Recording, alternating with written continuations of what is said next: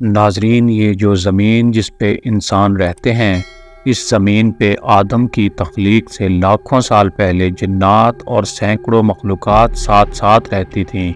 اللہ کے ولی حضرت شاہ شمس تبریز سے پوچھا گیا کہ آپ کہتے ہیں کہ بلی کا رونا انسان کے لیے بہتر نہیں ہوتا، ایسا کیوں ہے؟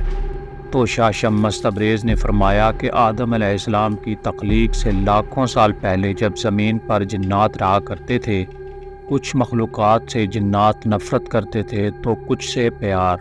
تو ویسے ہی جنات کا راجہ عزازیل، جس کی ایک بیوی تھی جس کا نام کبیرہ تھا، وہ بلیوں سے بہت پیار کرتی تھی اور اس کے آس پاس بلیاں ہوا کرتی تھیں، اور یوں جنات اور یہ بلیاں، جس کو عبرانی زبان میں مشمع بیاہ کہتے ہیں، ساتھ رہنے لگیں اور پیار کرنے لگیں۔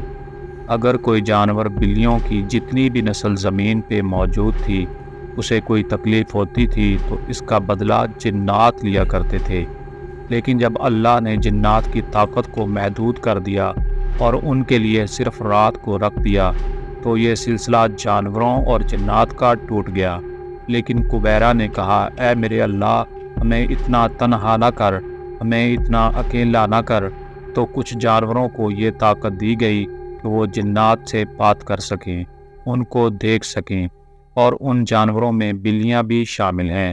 اصل میں جنات کے ایام جو زمین پہ بسر کرتے ہیں انسان سے 7 دن آگے ہوتے ہیں۔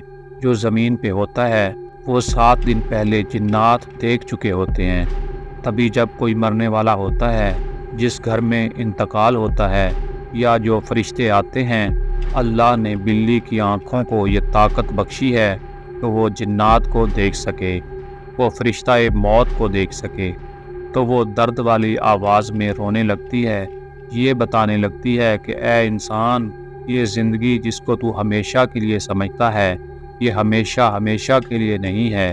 جیسے یہ آج مرنے والا شخص مر چکا ہے، ویسے ہی سب لوگ مر جائیں گے۔